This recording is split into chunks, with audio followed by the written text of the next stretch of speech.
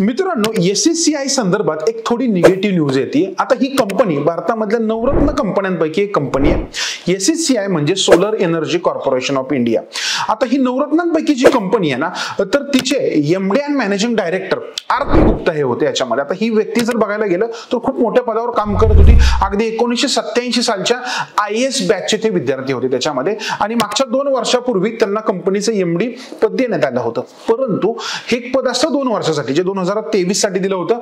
अजून 2 महिन्यानंतर ते संपणार होतं, पण त्याच्या आधीच त्यांची उचलबांगडी करण्यात आली आहे। मग आता हे का झालेलं आहे याच्यामध्ये, तर याच्यामागे एक मुख्य कारण सांगितलं जातं, रिलायन्स आणि अदानी बाबतचे असलेले वाद आहे त्याच्यामध्ये।